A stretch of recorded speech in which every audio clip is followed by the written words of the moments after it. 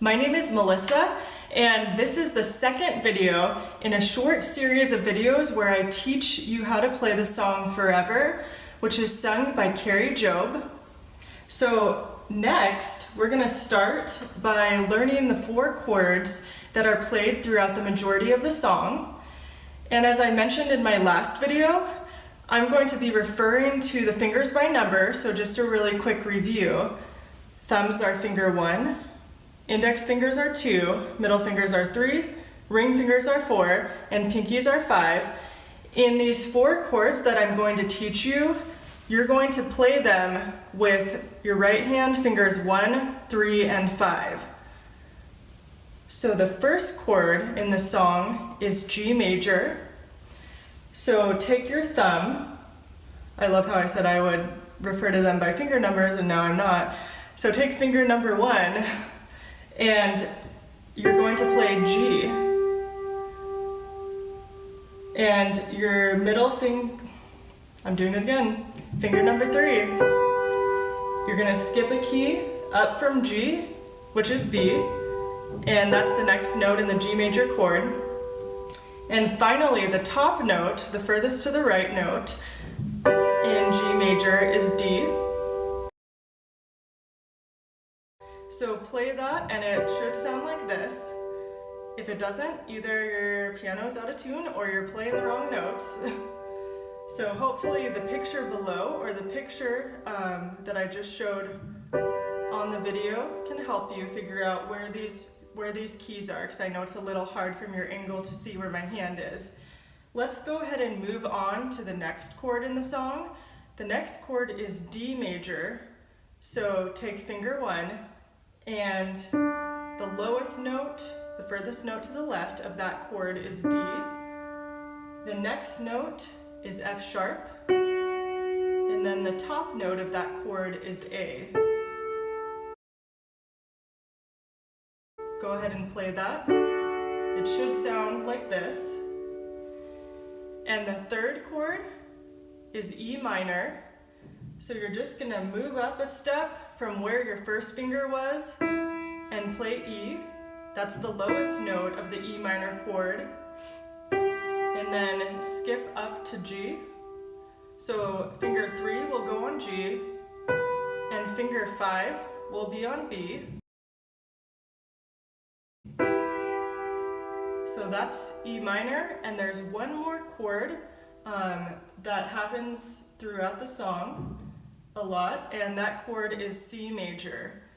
C major, your thumb, finger 1, is gonna go on C, finger 3 on E, and finger 5 on G.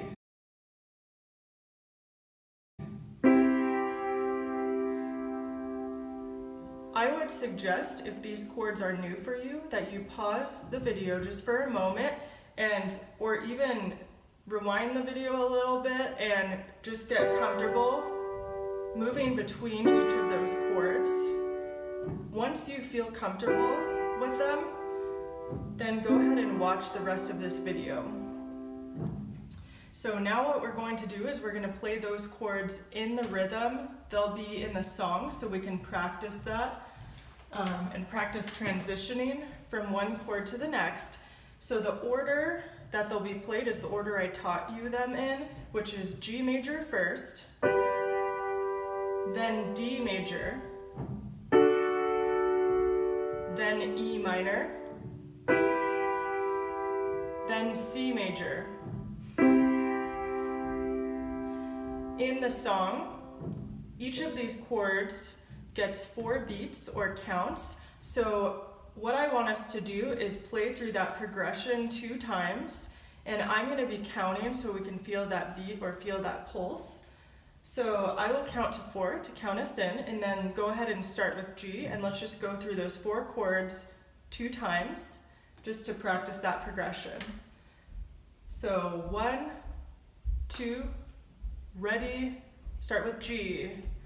1, 2, 3, 4, and switch to D. 2, 3, 4, E minor, 2, 3, 4, C, 2, 3, 4. Back to G, 2, 3, 4, D, 2, 3, 4, E minor, 2, 3, 4, and C, 2, 3, 4. So good job with that. Now you know just about half of the song. Let's talk real quick about what your left hand can do while your right hand is playing those chords. So it's actually pretty easy. What the left hand can play is the root of the chord that your right hand plays at the same time. So the root of each of the chords that your right hand is playing is the note that's the lowest in the chord, the note that's the furthest to the left. So for example, in G major, that note is G, and so your left hand can play G, but a lower G on the keyboard, maybe down here, while your right hand is playing that G major chord.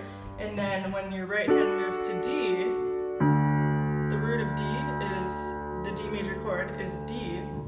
So your left hand can play D, and then your left hand can play E when your right hand plays E minor, and then your left hand can play C when your right hand plays C major. All right, well, we're ready to go ahead and move on to the next video. Then in the next video, we're going to learn the intro of the song, which also occurs as an interlude a few times during the song.